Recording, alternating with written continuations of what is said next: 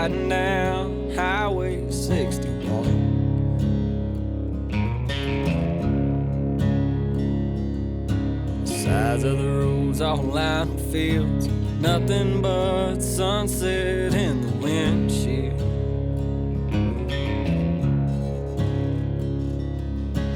Feel it as soon as I ride into town. This is where I go to slow down.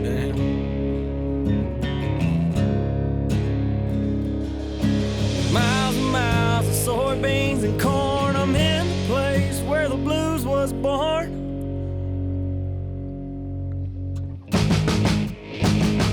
About a mile from the big muddy river, place I'll always remember. Cabin on the lake and a fishing pole. Forever here I'll rest my soul.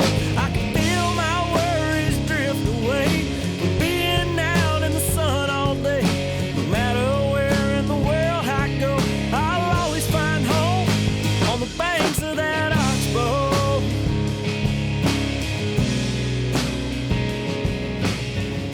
Hey everybody, Brad Chappell back, Crappie Connection. We're back at the Grizzly Jig Show 21. I've got two of my good buddies I've known for a long time, competed against them. They whipped me some, I whipped them some, but we're going to go back and talk about power trolling, when it's effective and, you know, all about the A to Z, you know, why you like power trolling, both of you guys. This is Rick, this is Les. Welcome out. Thank you, Brett. Thanks. What do you guys think about the new building here at Grizzly Jig? It's awesome. It's unreal, isn't it? It's unreal. Everything you could imagine. Yeah. Well, we appreciate them letting us have this space back here, and you know what I got you guys here for again is power trolling, and you know, Les, what do you think about power trolling? You know, Brad, as you know, I was kind of raised up power trolling. My dad, you know, you know, people kind of think today power trolling is new, but it's really old. Right. You know, my dad was power trolling 30 years ago. Yeah. In tournaments and using 12-ounce weights. So it's kind of Right. it's kind of evolved over the years, and I like it. When Dad taught me how to do it, and just kind of kept going with it. And Your dad's a legend in Magnolia Crappie Club for sure. I tell you, man, he is. I was blessed to have a dad like him, and to love the sport of crappie fishing, and he loved people, man. He loved One of the most friendly gentlemen that I ever recall in the sport of crappie fishing. Thank you. He's pretty special. You know, I learned it from him. It was just basically taking his technique, and you know, technology changes over the years. And where he started out with a cane pole he'd got from Buck Simmons years ago, and he took that 20-foot cane pole, cut that thing off. The end of it was that big around, and he and Mom were running 12-ounce weights back years ago, and started out with the old. What was that club? Harold Wages and all them up in North Mississippi. I forget exactly what name it was, and they fished a lot of tournaments. But you know, as time evolved, and I love that sport. When spring fishing is over with, spawn's over with, man, I start power trolling. I get those big rigs out, and it was fun talking to you this morning because you were talking about long lining, even in now post spawn. So I haven't really power trolled in a spawn season, but I may, based on what you told me today. It's really cool when you can sit and talk to someone like you, and you're doing the same technique. You're just doing it off the back, right? And basically, all we're doing is and we're pushing off the front, but we're running heavier weights. B&M, you know, there's a lot of good poles out there. What pole do you use? I use a B&M power troller, and what length is that? I use a 16. I like a big old stick. Yeah, big old stick, and it's heavy duty, and it's built for heavy weights. And primarily in the summertime, I'm running 3-ounce weights, so you got to have a pole that can kind of handle that. And I'm rigged up to push off the front, and I run like a long line setup. There's a lot of different ways to power troll. I've tried it all. I've tried running the weight on the bottom and 2 setups above it, and I've tried it in the Captain Coleman way, weight in the middle. What I kind of found, and which is something you all out there may want to try yourself, rig it up all 3 ways. My favorite is the weight on top.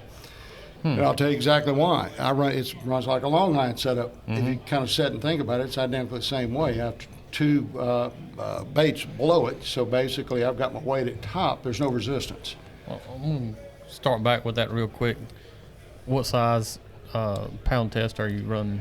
On my main line, which is on my reel, because I want to be able to see the line move if I have to for some reason, I'm running that 15-pound Stren.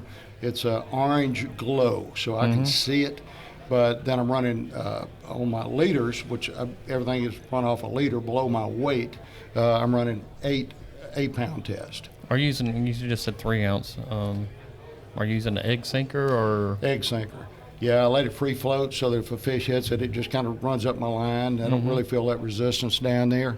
But I just actually, in the summertime, when I'm out in the deeper water and those fish are down there deep, I come down 2 foot.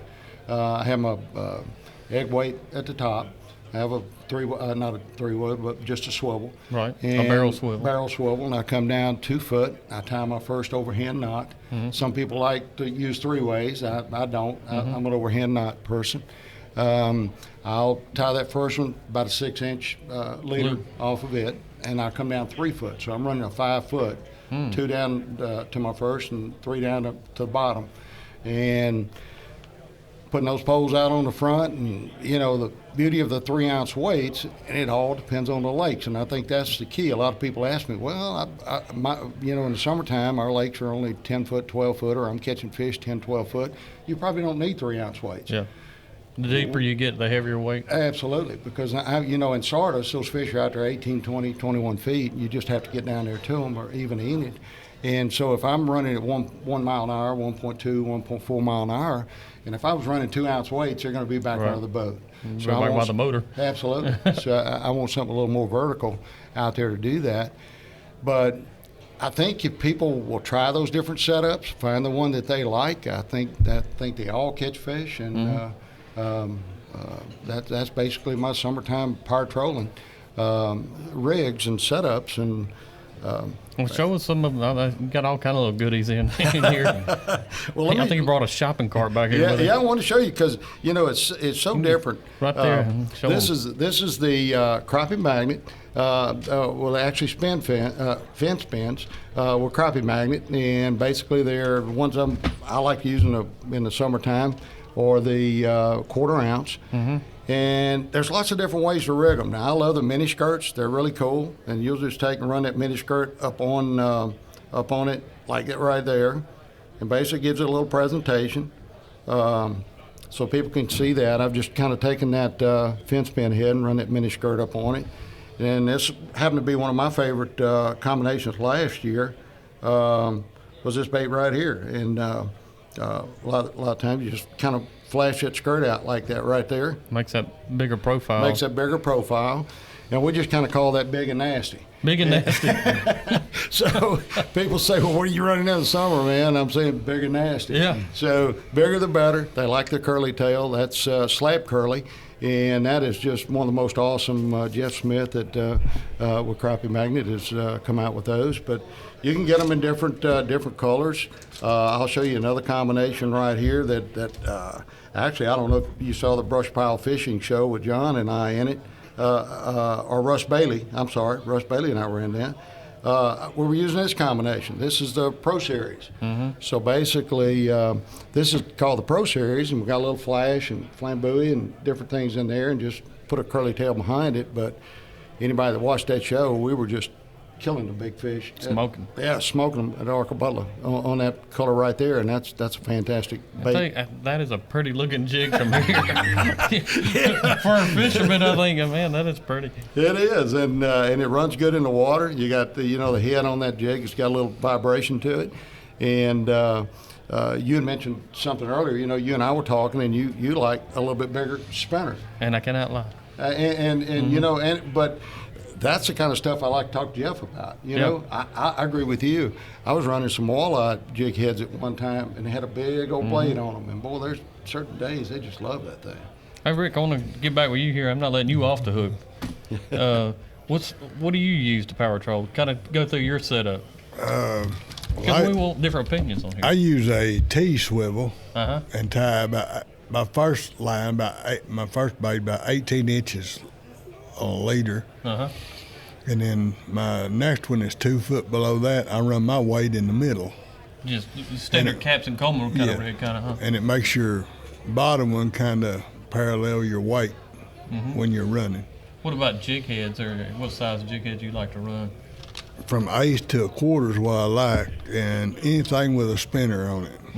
I'm not, whether it's just a jig head or a maybe a pony head or something like that, something with a good spinner on it makes them flash and vibration. When do you start out power trolling? As soon as the spawn's over. Postpone crappie. I love postpone. I do too. That is my favorite time to crappie Me fish. and you both. Absolutely. We've said it a bazillion times on Crappie Connection. My favorite time to crappie fish is after the spawn. I cannot stand the spawn. You know what's crazy too, Brad? You see all these people book these guide trips with you guys, and it's all spawn. And I'm thinking, my God, they're missing the best time to be down on these lakes in Mississippi. Yeah. I mean, they ought to be booking trips all summer long. Absolutely. The fun of getting out there and just going. Well, just the weather settles down and gets more predictable. Yeah. And Yeah, absolutely. follow the shad and follow the fish. So you're definitely looking for postpone crappie fishing. You need to check out the power trolling. What about pole setup? I use a Jinko spider trolls with the heavy tip on them, the power trolling tip they call it. Makes the pole 17 foot long instead of 16, and they're made to hold up to 3 ounces, I think is what they're rated to hold. I usually run no more than 2. I don't go hardly as fast as Les. He'll lap me. Really? Out there. He's like a little speed wagon, huh? Man, I go. He get that big boat rolling now. Yeah. I've seen Lance here go too, and he's getting it. My setup, it's real similar to both these guys, and like I said, we fished next to each other years and years. But I use just a standard 2 ounce weight, and then I'll drop it back down. And it depends on speed, what size jig heads I like to run. The faster, I'm gonna use a bigger spin, a 1/4 ounce jig head. And typically, honestly, I only use 1 jig. And I actually power troll in the spring when they get really shallow. I'm going to try that this year. Yeah. I mean, I'm excited because of our conversation we had earlier. And running the one, when I go to Arca-Butler, I didn't mention that, but I only run one. I run a 3 foot leader. Yeah. And that's it. I don't run one on the top. In the spring, whenever I'm covering water, I remember a couple of years ago at Eagle Lake, and somebody just won an Eagle Lake tournament here next to me, but I was pushing, the 2 ounce weight out the front and 4 to 6 foot of water, and I mean the weight honestly was probably only about 6 inches under the water, and these fish were smoking them. And I use a 16 foot Denali. I think it's probably about the common length on these poles as far as power trolling, but it covers a lot of water. I guess that's one thing about it. You get that spread. I mean, you get those 16 foot poles on the front of one of those boats. Yeah, man, you're out there. I mean, you're covering a lot of ground, a lot of water, and What trolling motors are you guys running? Well, I'm basically running. Everybody's gone to the oil trucks, but I got the Tarova, and I'm a remote guy because when I'm power trolling, I just want to be able to set that thing on a certain speed, and I just want to go, and I don't want to fool with it. And I've gotten into pushing and pulling. You and I were talking about that, and that's a great combination. Maybe another subject for another day, but these guys that really want to get into it, do what Brad does. Do the power trolling off the front, do the pulling off the back. Yeah. And what's so cool about it is if you got the 2 ounce, 3 ounce weights up there, you can adjust the speed to fit both patterns. Yeah. And man, I got for the last 2 years, John Godwin came up and we got on Arca-Butler one day and fishing, and me and Jeff Smith went in front of the boat. He was in the back. He caught 40 fish out of the back, and we were power trolling off the front. We said, "What are we power trolling for, man?" And but we were catching a few fish, but he was wearing them out on the back, and I thought, "Wow, this is pretty cool." What are some of the tricks that you use? I want to, Rick. You got any little secrets on power? I don't have a secret. Oh, no, come on. He's not going to let them out, I guess. What do you do out there? I mean, do you like turning the boat some days, or how are you trying to fine tune your pattern? If I'm a believer, if you turn the boat and you catch them on the inside, slow down a little. If you catch them on the outside, speed up a little. And we fish a lot at Sardis. We kind of know the pattern of those fish when they post spawn, where they move to, and then they migrate on out. And post spawn, we'll touch on that since that's everybody loves it right here sitting down. But where are these fish going at these core lakes when they're post spawn and you're starting to power troll? Well, they're just coming out of those creeks and getting out on those ledges and all those drop-offs, and they're just, and like Rick said, if you know the contours and you get your graphs out, and you pretty much know where to go find them, but look for the shad. I mean, they're going to follow the shad, so look for the shad. They're back out in the mouths of the creeks. Yeah. So you're going back to where you kind of look pre-spawn probably? Right. Yeah. And back to what Rick said earlier about, and that's something, a good point people need to pick up on. And I think what you said, Brad, you be going down there and just trying to run a straight line, and you can dart that thing real quick to the right or to the left, and man, it's amazing. All of a sudden you see, hey, I just lost that bait, and that fish grabs it, and but that's a good technique. Just a little tip there is, try something different instead of just always going that straight. Kick it a little bit every now and then. Yeah. We did that on Grenada one day. We were just rocking along. I'd be running about 1 mile an hour, and then I just shut the thing off. Let those baits just kind of settle, take off again, boom, it busts that thing. So, yeah. I think a lot of times these fish are following us or following our baits. They just kind of sitting there cruising behind them. And also they see that different movement, either speeding up or slowing down, and then attack it. Yeah, some about the difference in the way it's landing in the water moving. Yeah. What was one of the biggest fish you caught power trolling, you think, or you can remember? The biggest fish I ever caught power trolling was 3.5 pounds. And and let me tell you, when he hit that pole, it was like, oh my God, I mean, it just whop. You could hear the pole, you could hear everything, and it was just amazing. Yeah. But here's the crazy part about it.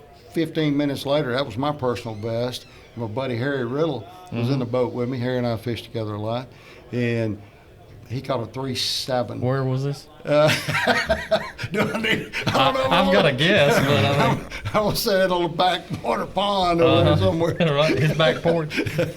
But man, I'm telling you, that was a day to remember. I'll never forget it. And, what time of year? This was actually just after post spawn. So that was a freaking elephant then. Oh man, yeah. I mean, these fish were 18.5, 19 inches long. Good Lord. Yeah, I mean, they were huge. Rick, you got a memory of a big fish? We caught a 3-pound in a tournament at Arca Butler. That's a good time to catch one. Yeah, about 4 foot deep. Yeah, but some guy won it with a monster bag. Okay. He sat in between me and Larry. I remember that day.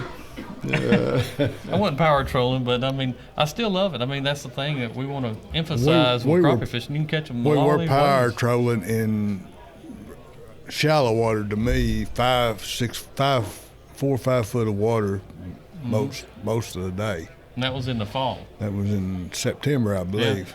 Yep. And it was still hot, but nights it started cooling off a little bit. Well, definitely appreciate you guys coming on here today. You bet. Look them up and follow them on Facebook. These guys know how to put crappie in the boat, both of them. So hit subscribe, like our videos, help us out, people. You keep watching Crappie Connection, subscribe to our channel. We appreciate it. Thank you, Brad. Thank you, guys. Thanks. About a mile from Big Muddy River, a place I'll always remember. Cabin on the lake and a fishing pole. Forever here I'll rest my soul. I can